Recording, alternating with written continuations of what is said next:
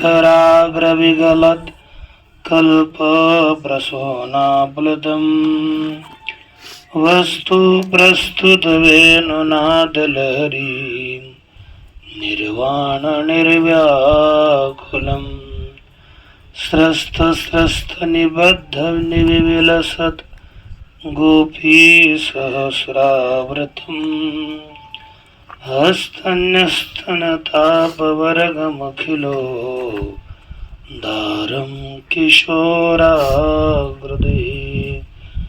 वंशे विभूषितकरान्नवनीललाभात् पीताम्बरातरुणबिम्बफलाधरोष्ठात् पूर्णेन्दुसुन्दरमुखादरविन्दनेत्रात् कृष्णात् परं किमपि तत्त्वमहं न जाने आदिनाथसमारम्भान् श्रीज्ञानराजमध्यमान् अस्मदाचार्यपर्यन्तां वन्दे गुरुपरम्पराम्। श्री भगवान पांडुरंग परमात्मा, श्री ज्ञानोबराय, जगत गुरु तुकाराम महाराज, शांति ब्रह्म एकनाथ महाराज, आदि गुरु श्री शंकराचार्य इत्यादि सब संतों के अलौकिक अहेतु के अकारण करुणा ऐसी कृपा से श्रीमद् भागवत के एकादश स्कंध का हम लोग विचार कर रहे थे। एकादश स्कंध में 31 अध्याय है। उन अध्यायों में किस अध्याय का क्या विषय है उस विषय को बताया पहले अध्याय में। अगले अध्यायों का प्रस्ताव है। उसके बाद 4 अध्यायों में नारद इत्यादियों ने कर्मयोग का निरूपण किया। इसी तरह से आगे के 27 अध्याय भगवान और उद्धव के संवाद और 2 अध्यायों में पुनः प्रभास क्षेत्र में यदुवंशियों के युद्ध का वर्णन किया। इस तरह से क्रमशः हमें इन अध्यायों के निरूपण करने के पश्चात प्रथम श्लोक का हम लोगों ने विचार किया। कल क्या श्लोक था बोलिए। कृत्वा दैत्यवधं कृष्ण स रामो यदुवीर भूवतारयद्भारं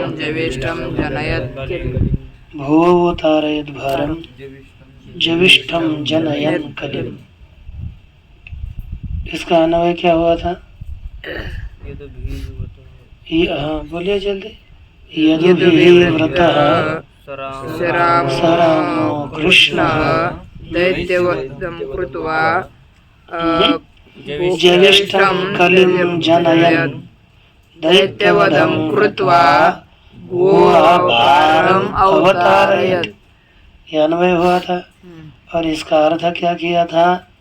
यदुवंश से युक्त बलराम जी सहित भगवान श्री कृष्ण अतिशय तीव्रता वाला कलह उत्पन्न कराते हुए दैत्यों का वध करके पृथ्वी का भार का अवतरण किया, पृथ्वी के भार को हटाया। अब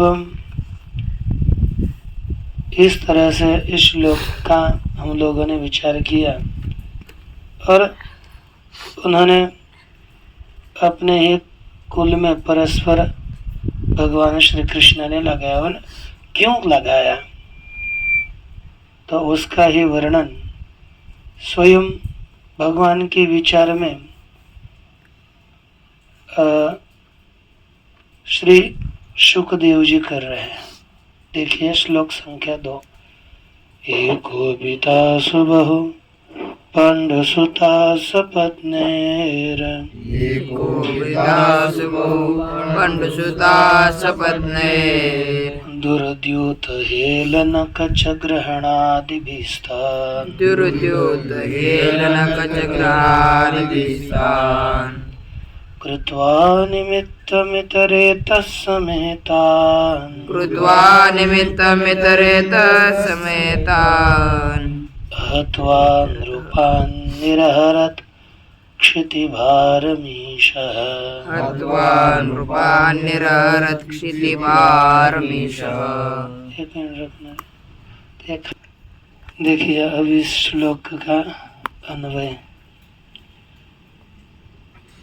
अब इसके अन्वय में एक एक पद पहले ये विग्रह करिए। कोपिता सुबहु पांडुसुता, पांडु नहीं, ज्ञानेश्वरी नहीं है, क्या होता है इसे तो पांडुसुता होना चाहिए, लेकिन अब में क्या दिया है पांडुसुता। ठीक है पांडु रहने दीजिए। पांडु पंडु है उसका, पांडु उसका भी नाम कह सकते। पांडुसुता शपथ नहीं है, शपथ नहीं। दुर्द्युत हेलन कच ग्रहणादि तान कृत्वा निमित्तम इतरेतः समेतान हत्वा नृपान निरहरत क्षिति भारम ईशः। अब इसका अन्वय देखिए। शपथ नहीं दुर्द्युत हेलन कच ग्रहणादिभिः ये पाण्डुसुताः सुबहु कोपिताः तान्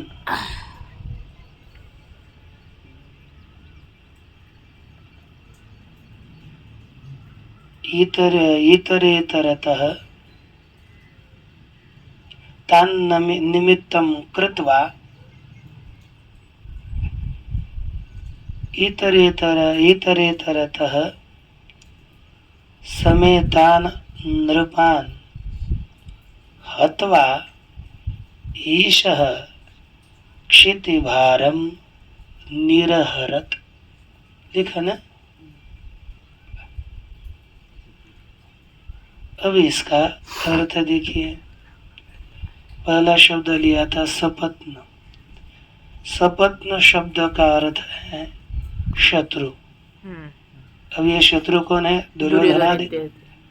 तो शपथ नहीं शत्रुओं के द्वारा ये कर्ता हो गया, शपथ नहीं। कर्म हुआ पांडुसुता और कोपिता क्रियापद है, तो यह कर्मणि प्रयोग है। कर्मणि प्रयोग में कर्ता में तृतीय विभक्ति होती है। किस सूत्र से?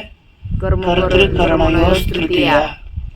तो शपथ नहीं अर्थात शत्रुओं के द्वारा दुर्द्युत हेलन क्रच ग्रहणादि भी ये साधन है।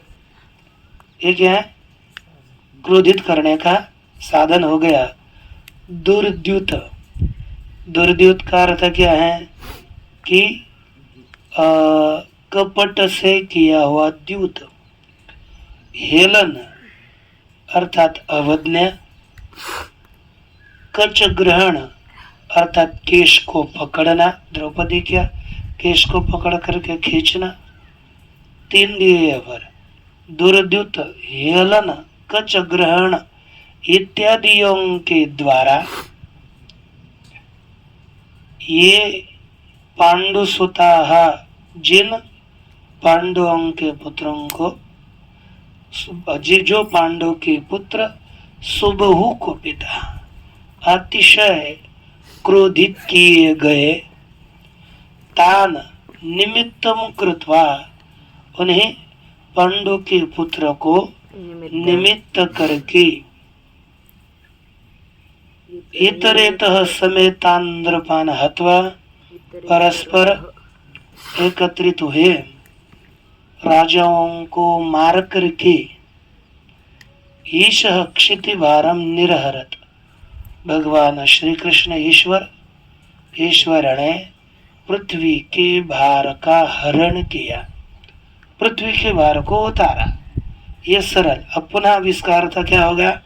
शत्रुओं के द्वारा कपट द्यूत, अवज्ञा और केशाकर्षण इत्यादियों के द्वारा कोपित किए गए पंडु के पुत्र, क्या जो जिन पांडव के पुत्रों को कोपित किया, अतिशय कोपित किया गया, उन्हीं को निमित्त करके परस्पर मिले हुए राजाओं को मारकर भगवान ईश्वर ने पृथ्वी के भार का हरण किया।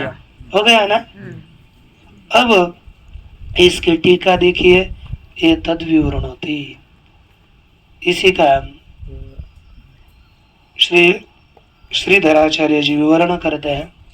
अब ये कोपित करने वाले कौन है? सपत्नैः दुर्योधनादिभिः कोपितः कोपम कारितः। सपत्न अर्थात शत्रु, दुर्योधन इत्यादि शत्रुओं के द्वारा जिनको अतिशय क्रोधित, कोपम कारिता, क्रोधित किए गए। लेकिन कैसे क्रोधित किए गए? कहते सुबहु यथा भवति तथा। सुबहु यह क्रिया विशेषण है, सुबहु का कोपिता में अन्वय है, तो क्रिया का विशेषण का एक नियम है कि जो क्रिया विशेषण होता है वे नित्य नपुंसक और द्वितीय एक वचन में ही रहता है, कभी भी। वो थोड़ा सा उधर करिए ना, है ना? यह अतिशय कोपित किए गए। अब ये कैसे कहते हैं कि बहुवारान, अनेक बार उनको क्रोधित करने का प्रयास किया। तो कैसे किया, किस साधनों से किया, उसी साधनों को बताया कि तद एव आह, वही कहते हैं। पहला दुर्द्युतम, यानी दुर्द्युत हेलन कच ग्रहणादि भी, दुर्द्युत हेलन और कच ग्रहण इत्यादियों के द्वारा इनको बहुत कोपित किया। पहला शब्द दिया दुर्द्युत, है ना? दुर्द्युत अर्थात कपट द्युत। यहाँ पर नाथ महाराज भी वर्णन करते हैं कि इन्हें श्री कृष्ण संकल्पोद्देश्य हो सरले कपट फासे, तेने कपटे बांधोने कैसे वधवी अनायासे कौरव भार। उन्होंने क्या किया? यानी आगे लिखते, जगी द्यूत खेली जी दुष्टि ते ही आरंभिले कपटे। इस जग में दुष्ट कौन? दुर्योधनाधिक। इन्होंने द्यूत क्रीड़ा आरंभ तो करी, लेकिन कपट से आरंभ करी। धर्मावरी फासे खोटे घाली थी हटे दुर्बुद्धि। यह दुर्बुद्धि धर्म के ऊपर अपने हट से इन फांसों को डालते, यही दुर्द्यूत खेलते। फिर दूसरा कि हेलन, हेलन का अर्थ है अवज्ञा। बाड़े भोले अज्ञान जनी। इसमें क्या किया उन्होंने कि कच ग्रहण का वर्णन आदि में किया कि कहा बाड़े भोले अज्ञान जनी ते ही गांजी ना धर्म पत्नी, है ना? अज्ञान लोगों में किसी की भी धर्म पत्नी को परेशान नहीं करते, लेकिन ते साच धर्माची वालिनी आने ले बांधोनी सभे माजे। इन्होंने सभा के अंदर श्री द्रौपदी माता को लाया, तो ये कच ग्रहण या कच ग्रहणम दुशासनेन द्रौपद्या केशाकर्षणम, द्रौपदी के दुर्योधन के द्वारा, दुशासन के द्वारा द्रौपदी के केशों का कर्षण करना, यही कच ग्रहण है। और इसी कच ग्रहण से इनमें कच कच बढ़ी, इनका कलह बढ़ा। नाथ महाराज ने लिखा, दुशासने धरिले कच, धरिले कच लिखा है अब इसमें, उसमें लिखा इसे कच केवल, दुशासने धरिले कच, तेने वाढिली कच कच, ते कर्म त्यांचे त्यांसीच, भवले साच त्या भवते। अब ये दुशासन ने एक कर्म किया, इसलिए उनका कलह बढ़ा। और दूसरा, एक ये वस्त्रहरण द्रौपदी का किया, ये केशाग्रहण इनके द्वारा इनको क्रोधित किया। और दूसरा कहते हैं, एतानी आदिर एशाम गरदान जतुग्रह दाहादीनाम तैहि कृत्वा। अब ये आदि दिया ना श्लोक में, दुर्द्युत हेलन कच ग्रहणादि भी, कच ग्रहण इत्यादियों के द्वारा, तो आदि से और कौन लेंगे? तो श्रीधराचार्य जी लिखते हैं, गरदान विष देना, घर जतुग्रह लाक्षाग्रह में जलाना, इनके द्वारा इनके क्रोध को ज्यादा तीव्र किया, बढ़ाया। नाथ महाराज ने उसी का अनुवाद किया, अग्निदाने गरदाने धनधारा अपहरणे, गाला गालोनी मारणे, शस्त्रपानी होने वधारथ। अग्निदान देना, गरदान देना, दारा का हरण करना, मारने का प्रयास करना, शस्त्र हाथ में धारण करना, यह जो अतताइयों का लक्षण है, उन आतिताइयों के लक्षणों से युक्त होकर अतताई कर्मों के द्वारा जिनको क्रोधित किया। बाद में क्या किया? अवज्ञा आनी हेळन, दुरुक्ति जे धर्म छळन, हेची निमित्तासी कारण केले संपूर्ण श्री कृष्ण पती व्रतेचे वस्त्रहरण, तेने तत्काळ पावे मरण, हेची कलहाचे कारण कुल निर्दलन येने कर्मे। इस कर्मों के द्वारा जिनको अतिशय कोपित किया, तो ही कृत्वा ये कोपिता, उनको उनके द्वारा ग्रह दाह इत्यादि उनके द्वारा कर कर जिनको कोपित किया, ऐसे कौन? पांडुसुता तान, पांडुसुतान निमित्तम कृत्वा, उन्हीं पांडु के पुत्रों को निमित्त बना करके, इतरेतरः परस्पर अर्थात दोनों पक्षों में, उभयो पक्षयोः समेतान मिलितान नृपान हत्वा, दोनों पक्षों में मिले हुए एकत्रित आए हुए राजाओं को मार करके, क्षिते है भारम निरहरत, अर्थात जहर भगवान ने पृथ्वी के भार का हरण किया, पृथ्वी के भार को उतारा। और लिखा आगे, ये एक प्रकार का अन्वय किया। और दूसरा अन्वय दूसरी प्रकार से इसी का अन्वय करते, यद्वा ये कोपिता, आगे इतरेतः निमित्तं कृत्वा, इसमें इतरेतः निमित्तं कृत्वा से दोनों पक्षों के राजाओं को लेना है कि इन कौरवों को भी लेना है? तो यहाँ पर करते कि ये कोपिता, जिन पांडवों को क्रोधित किया गया, लिखा ना कच ग्रहण, यही अब शपथ नहीं दुर्दित हेलन कच ग्रहण आदि ये पांडुसुता कोपिता, तो तान उनको, तो तान पद से किनका किनका ग्रहण करे? तो कहा ये कोपिता यैश्च कोपिता, तान उन दोनों को, देखा ये कोपिता यैश्च कोपिता तान इतरेतः परस्परम निमित्तं कृत्वा, उन कौरवों को और पांडवों को परस्पर निमित्त करके, ये तावत प्रकट दैत्याः, अच्छा है ना, ये इति अन्वय हो गया, परस्पर उनको निमित्त करके नृपान हत्वा क्षितिभारम निरहरत, तो उनको निमित्त करके भगवान परमात्मा ने राजाओं को मारा और पृथ्वी के भार का हरण किया।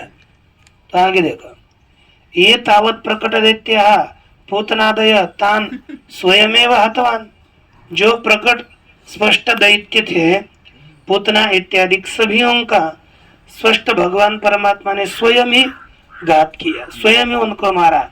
ये तो प्रलंबादय तान बलेन घातित घातितवान। जो प्रलंब इत्यादि थे उनको बलराम जी के द्वारा भगवान श्री कृष्ण ने मारा। तीसरा क्या हो गया, ये तो दैत्य बांधव छद्मना स्थित। जो दैत्य बंधु बांधव, भगवान के बंधु बांधवों को स्वयं तो नहीं मार सकते ना साक्षात, तो बंधु बांधव इस रूप से जो दैत्य विद्यमान थे उनका अब स्वयं घात नहीं कर सकते, इसलिए तान परस्पर निमित्तं कृत्वा, है ना, उनका परस्पर जो बंधु बांधव अपने यादव कुल थे ना, तो यादव तो नहीं लेना अभी, तो बांधव के छद्म अर्थात बांधव के रूप से जो दैत्य स्थित थे उनको परस्पर निमित्त करके भूभारम अपाकृतवान, उनको निमित्त करके मार के फिर पृथ्वी का भार भगवान परमात्मा ने हरण किया। अब इतना सब कुछ करने के बाद भी भगवान ने एक और विचार किया कि अब तो क्या करे, सब कुछ तो मर गए जगत को त्रास देने वाले, लेकिन कुछ बचे हैं, उनका विचार करते। देखिए आगे का श्लोक, भूभार राज पृथना यदुभिर्निरस्य राजपुतना यद्भिर्निरस्य गुप्तैः स्वबाहुभिरचिन्तयद प्रमेयः गुप्तैः स्वबाहुभिरचिन्तयद प्रमेयः मन्येव निर्णनुगतोऽप्य गतं हि भारम् मन्येव निर्ननुगतोऽप्यगतं हि भारम् यद् यादवं कुलमहो अविषय्यमास्ते यद्यादवं कुलमयो अविषय्यमास्ते। अच्छा, इस पुस्तक में है विषय दिया है, अविषय रखे तो भी कोई समस्या नहीं, इसमें है विषय दिया है। हाँ? अच्छा, सेना सेना सेना पुतना अर्थात सेना है। देखिए अब अन्वय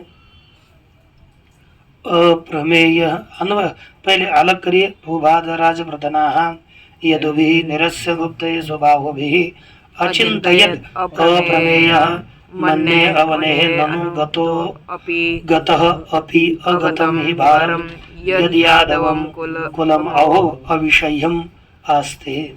ये विग्रह, इसका अन्वय अप्रमेयः स्वबाहुभिः गुप्तैः यदुभिः भूभार राजपृतनाः निरस्य मन्ये अवनेः भारः गतः अपि। क्या अवनेः भारः, भार यहाँ पर पद नहीं है, तो यहाँ पर क्योंकि गतः पुल्लिंग में है तो यहाँ पर भार का अध्यार करना है। अवनेः भारः गतः ननु अपि भारम अगतम ही मन्ये ही अहो, है ना, या यद यादव कुलम अविषय्यम आस्ते। ही निश्चित अर्थ दिया है, इसमें जो श्रीधरी में दिया है अर्थ, अर्थात ही पद वहां पर है, बाद में निकाला होगा किसी ने। तो देखिए अर्थ अप्रमेय, अप्रमेय किसी के द्वारा भी न जाना जाने वाले भगवान ने स्वबाहुभिः गुप्तैः यदुभिः अपने बाहुओं के द्वारा रक्षित किए हुए यदुओं के द्वारा भूभार राजप्रतना पृथ्वी के भारभूत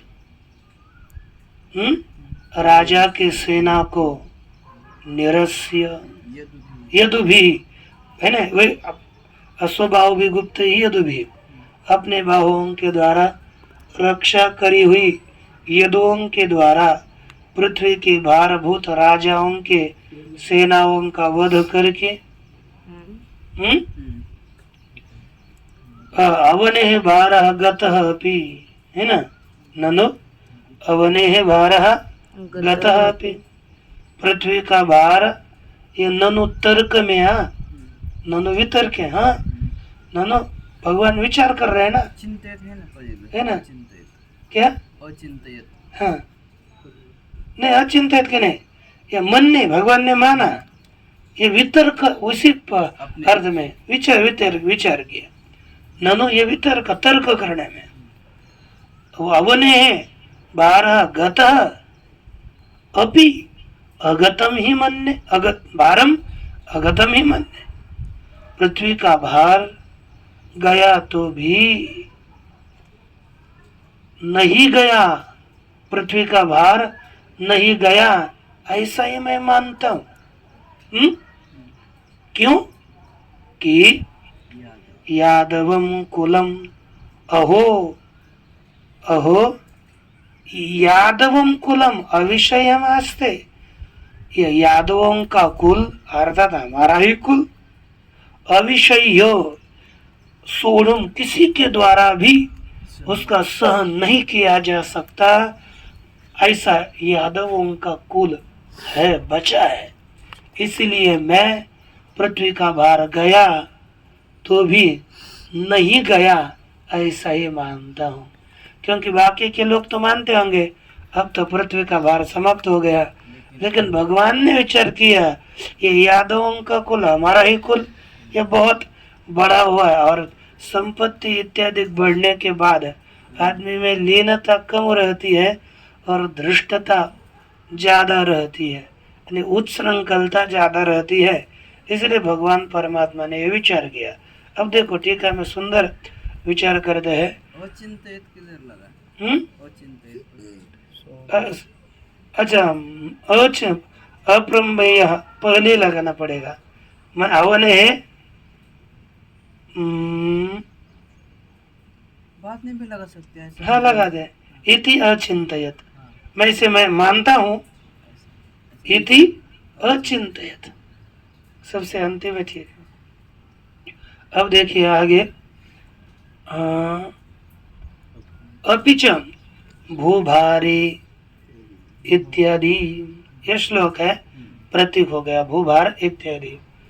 अब हम राजप्रतना, पहले क्या करेंगे, अप्रमेय स्वबाहुभि गुप्तैः यदुभिः राजप्रतना भूभार राजपुत्रणा निरस्य अचिंतयत, चिंतन किया, क्या किया, तो देखो पहले अन्याश्च भूभार भूताः राजपुतना राज्ञां पृतनाः सेनाः राज्ञश्च राज्ञस्तेषां पृतनाश्च इति वा, पहला विग्रह क्या किया, भूभार राजप्रतना, पृथ्वी का भार रूप राजाओं की सेना लिखा ना, अन्याश्च और दूसरे पृथ्वी का भार रूप राजाओं की सेना, राजप्रतना का विग्रह किया, राज्ञां पृतना अर्थात राजाओं की सेना का वध किया, ये एक विग्रह हो गया। तो अब दूसरा क्या हो गया, भूभारा, भूभार कौन, राज्ञश्च पृतनाच, राजा राज्ञ राजानश्च पृतनाश्च इति राजपृतना, भूभाराः राजपृतना इति भूभार राजपुतना, पृथ्वी का भार रूप राजाओं को और उनकी सेनाओं को मारा, कैसे, स्वबाहुभिः गुप्तैः परिरक्षितैः यदुभिः, किसके द्वारा, अपने हाथों के द्वारा, गुप्त माने परिरक्षित, परितः रक्षा किए हुए यदुओं के द्वारा मार करके, कैसे, विवाह आदि छले न निरस्य हत्वा, विवाह इत्यादि छल के द्वारा मार करके किया है कि नहीं। जब भगवान श्री कृष्ण का विवाह था तब लाया रुक्मिणी को, रुक्मिणी का हरण करके, तब आ गए जितने भी थे दुष्ट, उनका वध किया, सभी बलराम जी इत्यादि उनके साथ मिलकर। तो ये विवाह इत्यादि अनेक छल है, उनके द्वारा उन सेनाओं का वध करके बाहु भी, अर्थात अपने बाहुओं के द्वारा। बहुवचन क्यों दिया कि बाहु तो दो ही थे, बाहुभ्याम लिखना था, लिखा बाहु भी, तो उसका तात्पर्य है इति वचनम वस्तुतः चतुर्भुजाभिप्राय न, भगवान चतुर्भुज है, इसलिए एक तो बाहु नहीं हुए ना, बहुत हो गए, तो बहुवचन दिया बाहुओं के द्वारा रक्षित।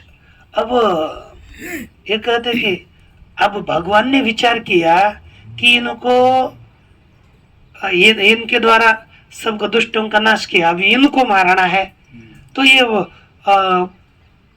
क्यों पहले नहीं जाना, फिर भगवान का त्याग कर देते, क्योंकि हमको ही मारने वाले हैं ये, तो फिर इनको छोड़ देंगे। ऐसे ऐसे यादवों ने पहले क्यों नहीं समझा, कहते ननु कृष्ण चिकीर्षति इति ज्ञात्वा कथम तस्मै यादवा न द्रुह्यन्ति, भगवान श्री कृष्ण हमें मारने की इच्छा कर रहे हैं, ऐसे जान करके कैसे यादवों ने तस्मै कृष्णाय न द्रुह्यन्ति, उस यादवों ने उस कृष्ण का द्रोह क्यों नहीं किया, तस्मै कृष्णाय, क्योंकि क्रोध द्रुह्येषा स्वयार्थानाम यम प्रतिकोपा, तो इस सूत्र के द्वारा चतुर्थी हो गई है, तो इसलिए उनका द्रोह क्यों नहीं किया है ना, क्यों नहीं द्रोह किया था, तो तत्र उसमें उसके विषय में उत्तर कहते हैं अप्रमेय, क्योंकि भगवान परमात्मा प्रमात्म अशक्य, उसको जान ही नहीं सकते, तो उसको जान करके उसका द्रोह कैसे करेंगे, वो अपने वो अप्रमेय है, कोई उसका विचार ही नहीं कर सकता, अचिंतनीय है, और उसने खुद ने चिंता की, चिंता माह, भगवान की क्या विचार है, क्या चिंता है, मन ने ननु इति वितर्के, ननु यह वितर्क में दिया है, अवने अर्थात भूमि है भारा, यद्यपि लोक प्रदित्यागतः, पृथ्वी का भार यद्यपि लोगों की दृष्टि से गया है, तथा अपि प्रतीति माने दृष्टि है ना, लोगों के ज्ञान से बोलने की अपेक्षा से, यद्यपि लोगों के दृष्टि से ये पृथ्वी का भार गया है, तो भी तथापि अहम अगतम एवं मन्ये, मैं भार नहीं गया ऐसा ही मानता हूँ। ही अर्थ क्या है, निश्चितम, निश्चित नहीं गया ऐसा मानता हो, क्यों, यद अर्थात यस्मात् कारणात्, क्योंकि अविषयम अर्थात सोढ़ुम अशक्यम, सहन करने के लिए अशक्य ऐसा यादवम कुलम, यादवों का कुल बचा हुआ है, इति अनेन एव स्ववंशत्वात् स्वयं हननम अनुचितम इति सूचितम, वह खुद का ही वंश था, इसलिए स्वयं मारना ठीक अनुचित नहीं, उचित नहीं है, ऐसा भगवान परमात्मा ने विचार किया, और दूसरों के द्वारा मारने का इन्होंने विचार किया हुआ है कि नहीं। तो आगे देखिए चौथा श्लोक, नैवान्यतः परिभवस्य भवेत् कथञ्चित्, नैवान्यतः परिभवस्य भवेत् कथञ्चित्, मत्संश्रयस्य विभवो नानस्य नित्यम्, निःसंशयस्य विभवो नानस्य नित्यम्, अन्तःकलिं यदकुलस्य विधाय वेणुस्, अन्तःकलिं यदकुलस्य विधाय वेणुस्, तम्बस्य वन्यमिव शान्तिमुपैमि धाम, भगवान ने विचार किया कि मत संश्रयस्य विभवो नहनस्य, क्यों नित्यं मत संश्रयस्य विभवो नहनस्य, अन्यतः कथंचित अस्य परिभवः नैव, ठीक है ना, तंबस्य वन्यम इव, वेणुस्तंभस्य वन्यम इव, यदुकुलस्य अंतःकलिं विधाय शांतिमुपैमि धाम उपैमि, कि शांतिम धाम उपय में, एक क्रिया का शांति से अपने धाम को चला जाऊंगा, शांति धाम है ना। नहीं नहीं नहीं, शांति अलग है, धाम अलग ही है, ठीक है। लेकिन अब क्रिया विशेषण करेंगे शांति का, तो शांति पूर्वक धाम को चले जाएंगे। तो देखा आगे निज धाम। भगवान ने विचार किया नित्य मत संश्रय से, नित्य मेरे आश्रय किए हुए विभवोन्नहनस्य और विभव हाथी घोड़े इत्यादियों के द्वारा उत्सृंखल हुए। उन्नहनस्य का अर्थ क्या? उत्सृंखल हुए अस्य इस यदुकुल का अन्यतः कथंचित परिभव नैव, अन्य दूसरों के द्वारा कैसे भी परिभव नाश हो ही नहीं सकता। भगवान ने विचार किया दूसरे इनको जगत के कोई भी लोग मार नहीं सकते, इनका इस कुल का क्षय कोई नहीं कर सकता।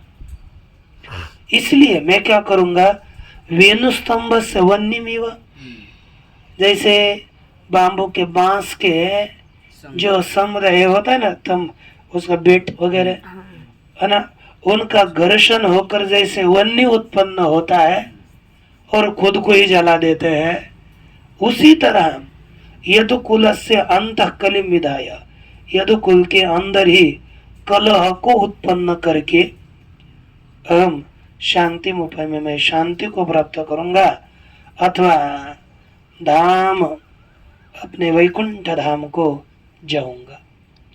तो देखिए ठीक है, तरी यहाँ पर इसका वर्णन इन्होंने बहुत ही किया है, क्योंकि ये कैसे है कैसे नहीं है, अब थोड़ा समय कम रहा इसलिए वो भी उनको छोड़ दे रहा हूँ। सुंदर आप देख लेना, अब चल ही रहा है तो उसके साथ 5 मिनट किन ज़्यादा 10-15 चाहे 7-8 वो भी हैं, उसको नज़दीक रख करके सहज पढ़ेंगे तो लाभ रहेगा पुनः। तो देखिए आगे कहते हैं कि तरी इदमपि अन्यर्घात्यतम, तो इस अपने यादव कुल को भी अन्य दूसरों के द्वारा मारना चाहिए। उसके ऊपर भगवान ही कहते हैं, अर्थात ये विचार भगवान ने किया। अन्यतः देवादिभ्योपि यादव कुलस्य परिभवस्तिरस्कारो न भवेत्, अन्यों के द्वारा अर्थात देवता भी साक्षात आएंगे ना, तो यादव कुल इतना बड़ा था कि उसका घात कोई नहीं कर सकता था। अन्य से भी देवादियों से भी यादव कुल का परिभव तिरस्कार नहीं हो सकता। क्यों? कुतः मत संश्रय से माम संश्रयति मत संश्रयम कुलम कस्य, मेरा आश्रय करता है ऐसा मेरे आश्रित कुल, उस कुल का कोई घात नहीं कर सकता था। और इतना ही नहीं, किंच नित्यम विभवोन्नहनस्य, और नित्य विभव से उत्सृंखल हुए हैं। लिखते विभव ही गजतुरगादि भी हाथी घोड़े इत्यादियों के द्वारा उत्सृंखल इस यदुकुल का नाश नहीं हो सकता। यद्वा अथवा तरी इदम किमिति संवर्तव्यम, अब यहाँ पर कर सकते ना, इस यादव कुल का क्यों उपसंहार करना है, ठीक है ना, अच्छे लोग रहेंगे, अच्छे लोगों का उत्कर्ष होकर रहेंगे, यहाँ पर तो अच्छी बात है, बोलते हैं अच्छे लोग रहेंगे वो ठीक बात है, लेकिन उत्सृंखल रहेंगे वो गलत बात है। इसलिए विभवोन्नहनस्य, नित्य अपने ऐश्वर्यों के द्वारा उत्सृंखल हुए है, इसलिए इनका घात जरूरी है। विभवोन्नहनस्य इति तस्माद् एवं करिष्यामि इति आह, इसलिए मैं ऐसा करूंगा। क्या? अंतःकलिम विधाय, उनके बीच में कलह लगा करके शांतिम अर्थात उपशमम उपयमी, मैं शांति को प्राप्त करूंगा। यहाँ पर वर्तमान काल का प्रयोग किया है उपयमी, तो यहाँ पर करूंगा भविष्य काल का हमने अर्थ किया। क्यों? वर्तमान सामीप्य वर्तमान वद्वा, वर्तमान समीप होने से वर्तमान की तरह प्रयोग करके लिखा, इसका अर्थ तो हो गया उपैष्यामि, तदनंतरम शांति को प्राप्त करूंगा, मन स्थिर होगा, और तदनंतर धाम च वैकुंठाख्यम उपैष्यामि, उसके बाद अपने वैकुंठ नामक धाम को मैं जाऊंगा। इस तरह से भगवान ने इसका वर्णन किया। इसके बाद के श्लोकों का विचार अब यहाँ से आगे चलेंगे, धीरे धीरे बाद में देखेंगे। ओम पूर्णमदः पूर्णमिदं पूर्णात् पूर्णमुदच्यते पूर्णस्य पूर्णमादाय पूर्णमेवावशिष्यते। ओम शांति।